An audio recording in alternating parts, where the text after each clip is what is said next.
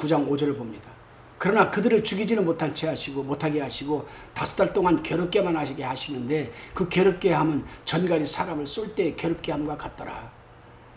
이 황충들은 이마에 하나님의 입맞지 않은 사람들을 전갈이 꼬리 같은 것으로 쏘아서 5개월 동안 괴롭히지만 사람들을 죽이지는 못하게 명령을 받았습니다.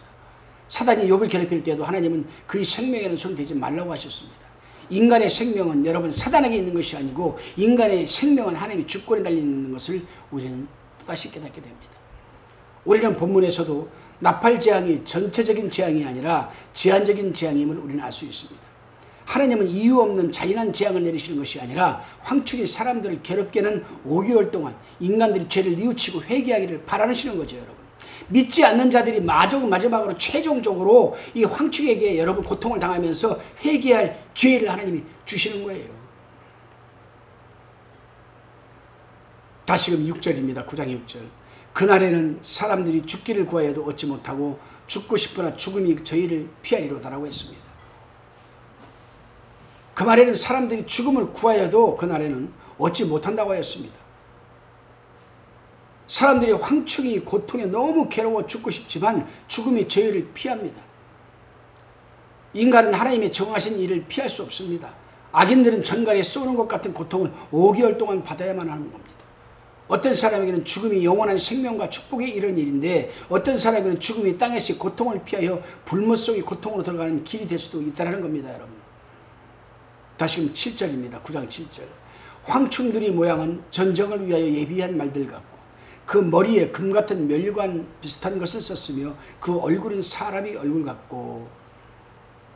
황충들의 모양이 주는 전체적 인상은 기괴합니다.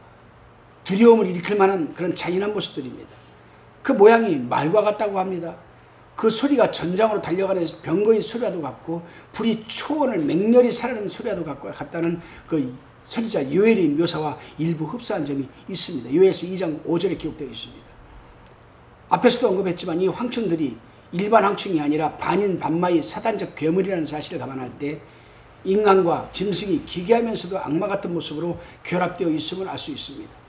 그럼 그 구체적인 모습을 우리가 한번 살펴보겠습니다. 먼저 전쟁을 위하여 예비된 말들 같고라고 했습니다. 황충들의 모양이 전쟁을 위하여 예비된 말들 같다는 것은 말은 빠른 속력과 힘을 상징하기 때문에 이것은 황충 때의 무서운 공격력을 여러분 나타내는 겁니다. 공격성을. 머리에 금 같은 멸류관 비슷한 것을 썼으며라고 합니다. 황충들이 머리에 금 멸류관 비슷한 것을 썼다는 것은 사단이 가진 권세와 능력을 말하는 거죠. 상징하는 겁니다. 또한 이것은 세상에서 승리하는 것처럼 보이는 그의 지위와 기세를 여러분 지적하는 것이기도 합니다. 사단도 명예를 좋아하고 영광 받기를 좋아합니다. 하나님에게 돌아갈 영광을 사단은 자기가 받기를 원하는 거죠. 그래서 하나님보다 높아지려고 하다가 타락하여 무지갱신자가 된 것 아니겠습니까, 여러분? 얼굴은 사람의 얼굴 같고라고 합니다. 황충이 무엇 때문에 사람의 얼굴 모습을 하고 있는 것일까? 이것은 사단의 악한 지혜와 능력을 의미하며 또한 사단의 일을 수행할 인간 대행자를 가리키는 것을 보는 겁니다. 분명 이 황충도 분명 여러분 사람의 모습을 하고 나타나고 사람을 통해서 역사하는 것 아니겠습니까? 사단은 사람을 통해 역사하고 귀신을 보내 사람 속에서 인간의 인격으로 존재하며 사람들을 괴롭혀 왔습니다. 그래서 그 얼굴 모습이 사람의 얼굴 모습과 같이 생긴 겁니다. 그러나 중요한 것은 뭐냐? 사단은 인격은 있지만 그 인격이 비인격입니다. 더티한 인격. 더티한 인격입니다, 여러분. 다시 9장 8절입니다. 또 여자의 머리털 같은 머리털이 있고 그 이는 사자의 이 같으며 라고 합니다. 황충의 전체 모습이 말 같으면서도 그 얼굴이 사람의 얼굴 같고 여자의 머리털 같은 머리털이 있다니 이것은 물론 황충이 더듬이를 언급한 것이지만은 사단의 매혹적인 유혹을 나타낸 것이기도 합니다. 사단이 발상과 하는 일은 매혹적으로 보이기도 하기 때문에 사람들은 사단을 섬기고 그의 종이 되는 것 아니겠습니까, 여러분? 그 이는 사자의 이 같다고 했습니다. 황충이 사자의 이를 가졌다는 것은 사단의 위력과 또 파괴력, 절제되지 않는 탐욕성을 나타내는 말입니다. 일반 황충도 여러분, 예? 그 이빨로 수먹이든 무엇이든 다 갉아먹어 치우는데 이 황충들은 사자의 이빨을 갖다는 것은 무엇이든지 파괴할 수 있는 무서운 괴력을 지녔음을 뜻하는 것 아니겠습니까, 여러분? 다시 9절을 봅니다. 또 철용각 같은 흉갑이 있고 그 날개들이 소리는 병거와 많은 말들이 전장으로 달려 들어가는 소리 같으며라고 합니다. 황충이 철용각 같은 흉갑을 지녔다고 하는 것은 사단의 힘과 세력이 너무나 강하여 이 세상의 힘으로는 쳐부술 수 없음을 뜻하는 겁니다. 사단은 적어도 세상의 왕입니다, 여러분. 공중권세 잡은 자입니다. 세상 방법으로는 그 누구도 사단을 대적하여 이길 장사가 없습니다. 사단은 오직 예수 그리스도만을 두려워할 뿐입니다. 그러기에 성도들은 하나님의 전신갑주인 구원의 투구와 의의 흉배와 진리의 띠와 여러분 믿음의 방패와 성령의 검과 복음의 신발로 무장을 해야 하는 것 아니겠습니까, 여러분? 그 날개들이 소리는 병거와 많은 말들이 전장으로 달려 들어가는 소리 같으며라고 합니다.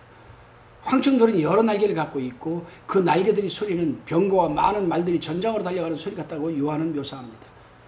황충의 날개 소리는 사단의 군대가 엄청나게 많음과 그 공격이 아주 신속하다는 것을 나타내는 말씀입니다. 10절을 봅니다. 또 전갈과 같은 꼬리와 쏘는 살이 있어 그 꼬리에는 5달 동안 사람들을 해하는 권세가 있더라. 일반 황충은 이빨로만 수목을 갉아먹는데 이 황충들은 꼬리에 전갈과 같은 꼬리가 있어 쏘는 살이 있습니다. 그 쏘는 살로 사람들을 쏘아서 5개월 동안 이마에 이를 맞지 않는 불신자들을 괴롭힌다는 겁니다, 여러분. 본문의 황충들은 사제 이빨 같은 이빨로도 사람들을 물어뜯어 괴롭힐 수도 있지만 전갈이 독침 같은 것으로 쏘아 사람들을 괴롭힙니다. 죽이지 않고 괴롭히는 방법 중에서도 가장 효과적인 여러분 방법입니다. 11절입니다. 저희에게 임금이 있으니 무저갱에 사자라. 히브리음으로 이름은 아바돈이요 헬라음으로는 아볼루온이더라. 저희에게 임금이 있으니 무저갱에 사자라 합니다. 여기서 무저갱의 사자는 누구입니까, 여러분? 이것은 9장 1절에 하늘에서 땅에 떨어진 별로서 사단 루시퍼라고 할 수 있습니다.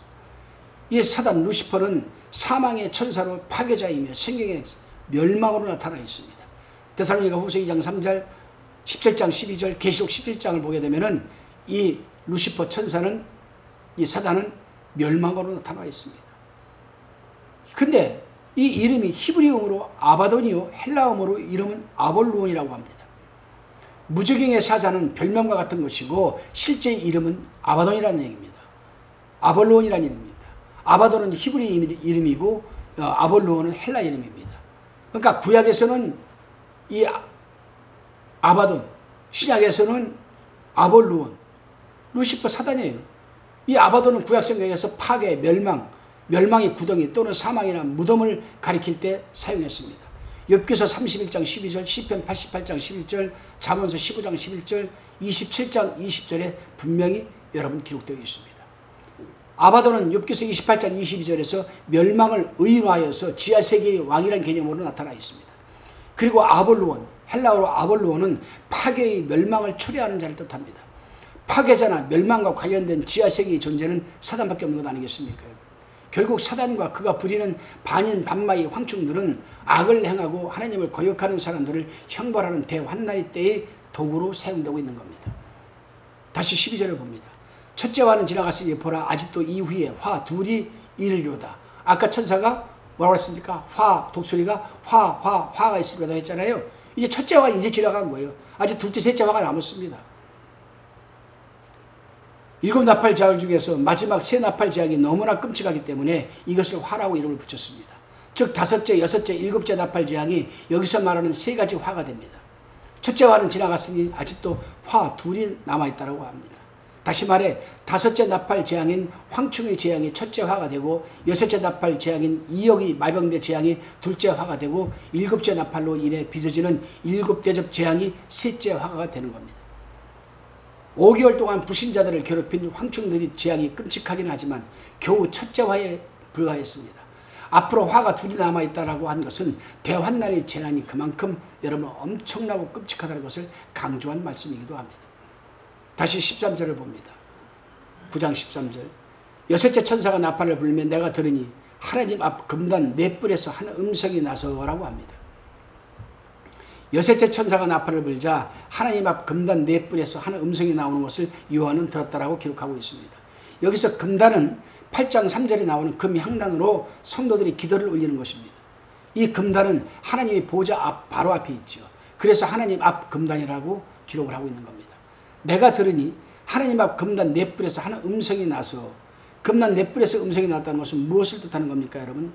사도 요한은 그 음성이 누구의 음성인지 밝히지 않고 있습니다.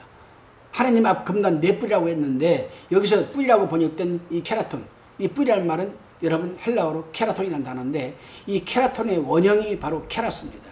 이 케라스는 구약의 히브리어 명사 커렌을 헬라어로 번역한 것인데 구약에서는 이게 커렌입니다.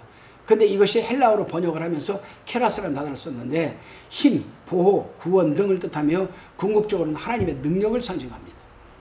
우리는 하나님 앞 금단 네 뿔에서라고 했으니 실상은 이 제단 내부에서 음성이 난 것이고 14절에 보게 되면 그 음성이 여섯째 나팔을 가진 천사에게 큰 강 유브라데에 결박한 네 천사를 놓아주라고 명령한 것을 보면 성도들의 기도를 드리는 다른 천사의 음성으로 우리는 추측할 수가 있습니다.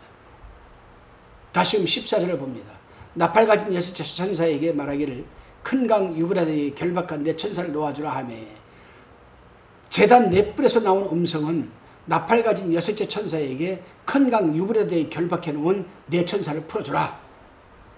원어로 읽어보면 너는 유브라데 큰 강에 묶여져 있는 네 천사들을 풀어주라, 이런 뜻입니다. 그런데 이 천사들이 왜 유브라데에 결박되어 있는 것일까? 여기서 큰 강 유브라데는 구약적 배경을 가지고 있습니다. 여러분. 창세기 15장 18절, 여호수아서 1장 4절에 보게 되면 이해가 됩니다. 유브라데 강은 약속의 땅 동쪽 경계선입니다. 창세기 15장 8절을 보면은 과거 아수르, 바벨론, 페르시아와 같은 제국들이 이스라엘을 침공할 때 반드시 여러분 이 유브라데 강을 건너서 침공해 왔습니다. 그리고 아수르는 이스라엘이 북왕국을 멸망시켰고 바벨론은 유다의 남왕국을 멸망시켰죠.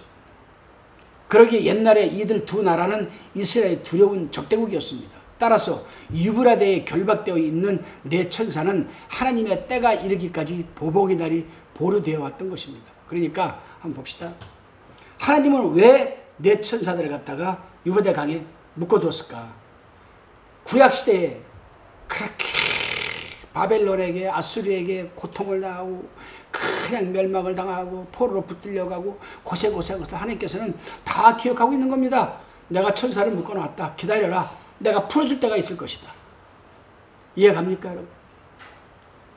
큰 강 유브라데에 결박한 네 천사를 놓아주라 하네. 여기 나오는 네 천사가 7장 3절에 땅의 바람을 붙잡고 있는 네 천사의 상황과 매우 비슷합니다. 그러나 15절에서 말하는 것처럼 사람 3분의 1을 죽이는 그 역할을 하는 것으로 봐서 본절이 네 천사는 7장 1절로 3절에 나오는 네 천사가 아닌 타락한 천사라, 이 말이에요. 타락한 천사. 죄를 지어서 루시퍼를 갖다 자기 지위를, 유다서 6절을 보게 되면 자기 지위를 지키지 아니하고 타락한 천사, 이 천사들, 네 천사를 갖다가 유브라데 강에 묶어놓은 겁니다. 하나님 결박시켜 놓은 겁니다. 좀 기다려. 때가 될 때까지 너희들 써먹을 때가 있으니까 바로 이때 써먹으시려고 하나님께서. 그렇죠, 여러분? 이해가 쉽죠, 여러분? 될 수 있는 대로 저는 요한계시록이 좀 어렵기 때문에 우리 화평방송 이 시청자 여러분들에게 좀 쉽게 좀 강해를 해서 신구약 통일성을 가지고 구속사의 흐름을 가지고 성경적으로 여러분들이 좀 쉽게 이해하기 위해서 최대한 쉽게 여러분 제가 강해를 하고 있습니다. 하나님께서는 바로 이러한 네 천사들을 이제 풀어놓을 것을 명령하셨습니다. 이것은 곧 6번째에 해당하는 하나님의 진노의 심판이 시작되었다는 것을 알리는 말씀입니다.